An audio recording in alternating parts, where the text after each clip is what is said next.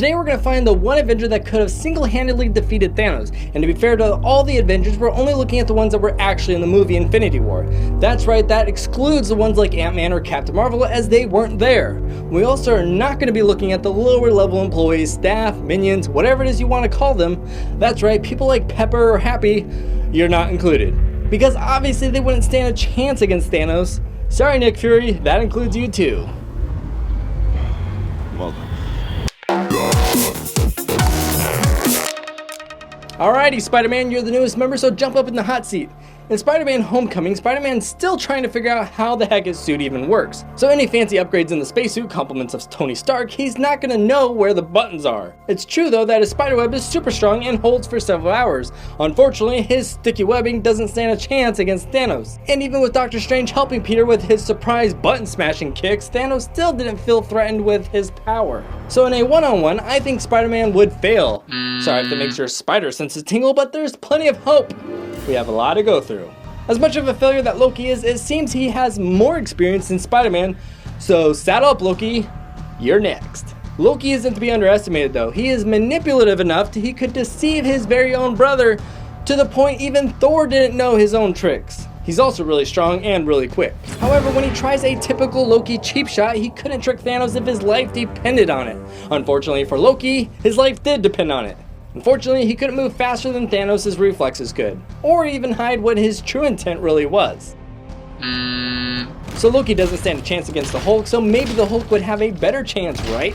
But he had his chance to take on Thanos in the beginning, and Thanos just got done fighting everybody on the ship and he was already exhausted. Yet even after all that, the Hulk still didn't stand a chance. Alrighty, let's bust out some oldies music that nobody likes and talk about Guardians of the Galaxy. And Rocket Raccoon's got the loudest mouth on the team, so let's start off with him. Sure, he's a raccoon, so he has heightened senses like hearing and touch and whatnot. But that's good of course, so Rocket can hear the butt kicking he would get if he had a one-on-one with Thanos. Sure, he's quick and nimble and everything, but if he actually landed some body shots, this is Thanos we're talking about, not a bunch of pirates. You're making me beat up grass! Alright, so let's root this theory down and get Groot next. I am Groot. That was a really lame pun. I wasn't even thinking we should talk about him honestly, but why not? Because someone out there probably thinks Groot would win in a one-on-one with Thanos. Because crazy people do exist. Sure, Groot can take on normal pawns in the enemy's army, or forge the handle of Thor's Stormbreaker axe. But when it comes to Thanos, his strength doesn't stand a chance. He would be more like a splinter, and a splinter that can't even break Thanos' skin for that matter. So why don't you just have a seat over there, Groot, and play your little Game Boy? A celestial like a god? Small G, son. Star-Lord should have a pretty good chance against Thanos. Mr. Lord. Star-Lord is fine. However, since the death of Ego, the living planet, unless Star-Lord can find a celestial star in his back pocket, and the only one he knew of exploded, he only has his power of half a human. Don't forget, I'm half human, so that 50% of me that's stupid, that's 100% you. And with half the Marvels holding down Thanos, he couldn't even dent Thanos' face. By the way, in street fighting, that would be considered a sucker punch, having your friends hold someone down while you punch them. So honestly, I think you would have better luck wishing on a star than Star-Lord, because he wouldn't be much of a lord against Thanos. Starlight, star bright, first star I see tonight. I wish I may, I wish I might have the wish I make tonight. Figaro, you know what I wished? I wish they would just kill Thanos. A very lovely thought, but not at all practical. Now Gamora. Where is Gamora? Yeah, I'll do you one better. Who's Gamora? I'll do you one better.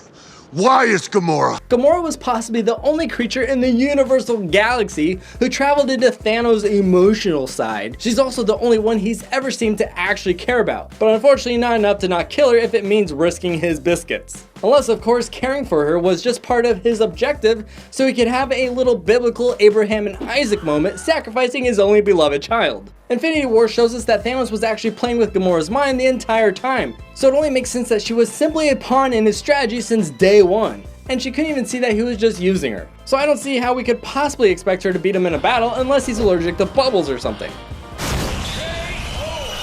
I'm gonna break my own rules here and say let's have a WWE tag team with Falcon and War Machine versus Thanos. Because honestly, neither one of them really have any kind of superpowers. Like when he doesn't have the suit, first thing he thinks about is some random yahoo's gonna be in his suit flying around. So then that person would have his powers? I better not look out the window and see anybody flying around in that. Let's be real, they don't stand a chance against Thanos and his power. Even if he didn't have a single Infinity Stone, and even if they did have their cute little super suits. So let's save time and not even mention their lame weapon capabilities and just thank them for their service to the universe. This is awkward. I mean, even the Avengers aren't really impressed with the power of the War Machine. So I take the tank, fly it right up to the General's palace, drop it at his feet. I'm like, boom, you looking for this?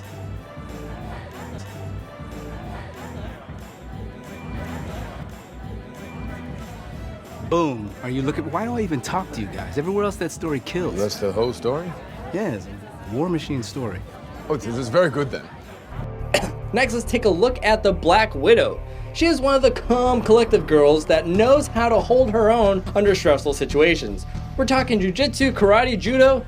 She knows it all. So much martial arts that she would probably make Jackie Chan surrender in a one-on-one. But as tough as that sounds, when it comes to Thanos, if she's lucky, she might annoy him, but that's about it. He's not the Hulk, she can't just sing him a lullaby and expect him to take a nap.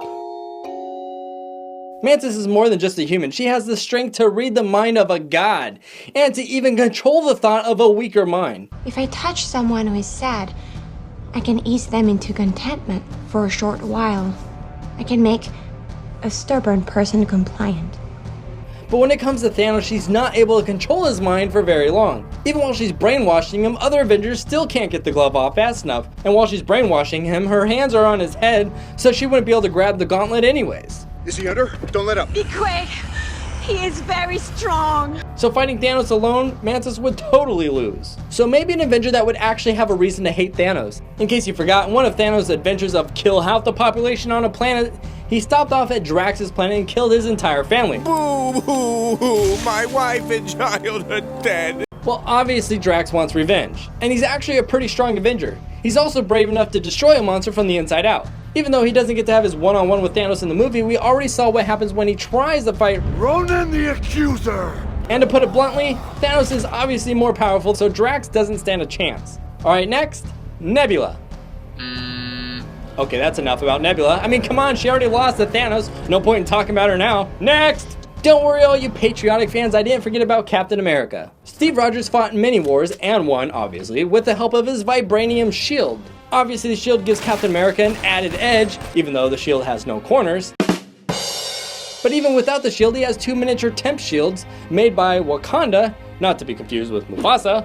And when he attacks Thanos, Thanos hardly flinched. So it seems even if he had a little shiny frisbee, he still wouldn't measure up to Thanos. One of the newer Avengers, Black Panther, is more than human, at least with the help of the heart-shaped herb. Seems to me like this would give him an added advantage in fighting Thanos. That's great and all for fighting monsters, but to Thanos, he's more like an annoying cat. And even if he had a few of those cool little spears, Thanos wouldn't be impressed. And now for a more powerful super. I just keep calling them supers, but every time I do it reminds me of The Incredibles. This next hero has the power of one of the Infinity Stones. That's right, we're talking about Vision. This modern day Terminator, being he's not a human, he actually has a superhuman strength.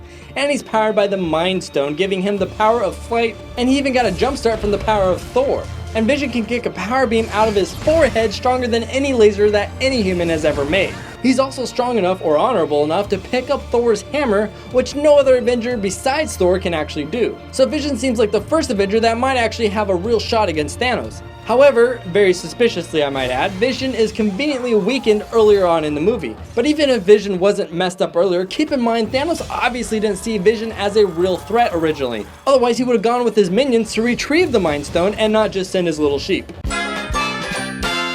If you ask me, Iron Man didn't have a bad idea of destroying one of the Infinity Stones in order to stop Thanos, since Thanos needed all 6. If Thanos needs all 6, why don't we just stick this one down the garbage disposal? Of course, it's probably going to take more than a garbage disposal to destroy one. Today's question is, if you had to destroy one of the Infinity Stones in order to stop Thanos, which stone would you destroy? The Space, Soul, Reality, Time, Power, or Mind Stone? Vote now. Alrighty, back to the hunt of defeating Thanos. What's possibly more powerful than a magical power? Something that can destroy the magical power, duh.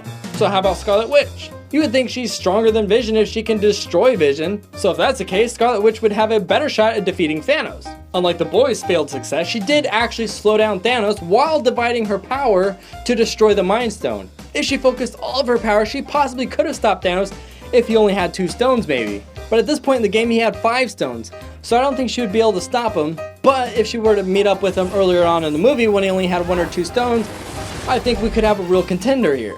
Now let's look at Thor. I accept your surrender. He's more powerful than Vision, obviously. He helped make Vision. Not all of his power, but a lot of his power comes from the hammer, but he does contain a shocking amount of power in himself. But unfortunately for Thor, he doesn't have his hammer in the beginning of the movie to help him fight Thanos. There's a lot of mystery as to why Thanos ditched his armor after the first battle in the movie. I personally think that he had the armor because he was afraid of Thor and the power of Thor's hammer.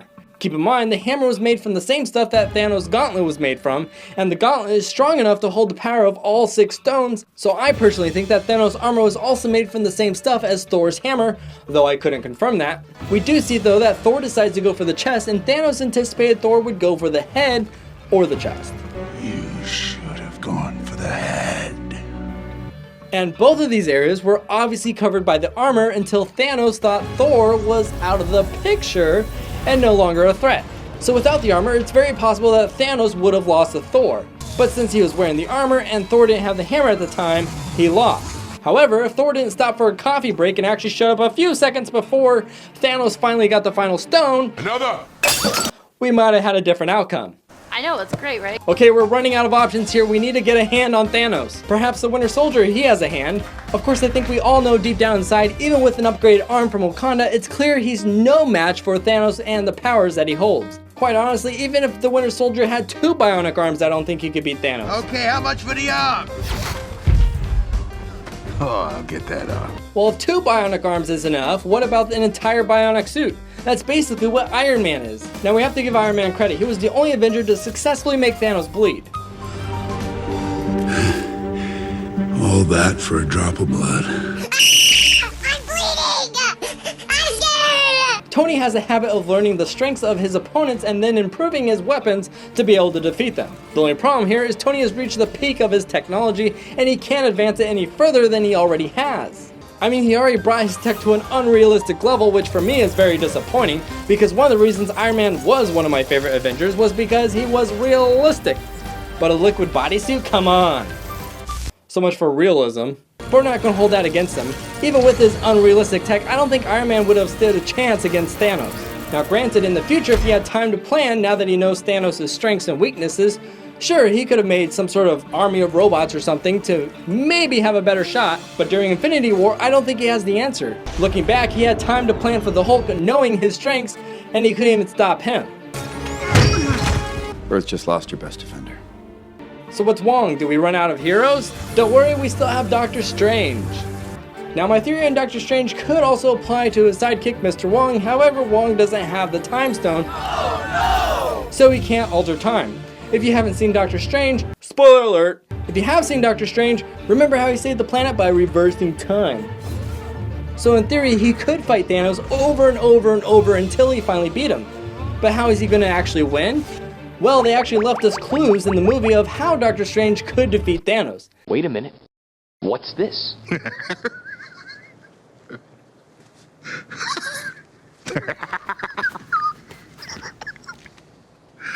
It's funny. If we watch when half the team try to ambush Thanos, Spider-Man is button mashing, jumping around, kicking Thanos and all this sorts of stuff, while Doctor Strange is so good at making sling portals, he can open and close portals faster than Spider-Man can even move, and Spider-Man is like super fast. And a sling portal, gents and gentlets, is the solution to defeating Thanos. The entire point of the ambush was to get the glove off of Thanos, right? Now you might be asking, if half the team couldn't do it, then how in the world is Doctor Strange gonna do it by himself? If we rewind back to the earlier fight in New York City, Mr. Wong makes a portal, trapping the Black Dwarf. Then, moments later, he chops his arm off, accidentally, when he closes the portal. So all Doctor Strange has to do is chop off Thanos' glove, hand and all. For the doubters, I would say, well, he would have to perfectly time Thanos sticking his hand out so he could trap it in a sling portal. And to that, I would say Doctor Strange has the power of time, remember? So he could just keep trying over and over again, and over and over again, until he gets the glove. So what do you think? Do you think Doctor Strange could have beat Thanos alone? Or do you think someone else in the group would have had a better shot? And if so, who and why? So many questions, so little time. Just remember, when you're sharing your opinion, this is a movie. We're all having fun here. Thanks for watching, and until our next adventure, remember, share a smile. They are contagious. Hey, share a smile. They're contagious. Can you imagine a day without smiling? Whew, that would be outrageous. Thanks for stopping by and hanging out with Crazy Nate. Make sure to leave a thumbs up if he left you feeling great. Have fun and we'll see you next time. And don't forget to subscribe.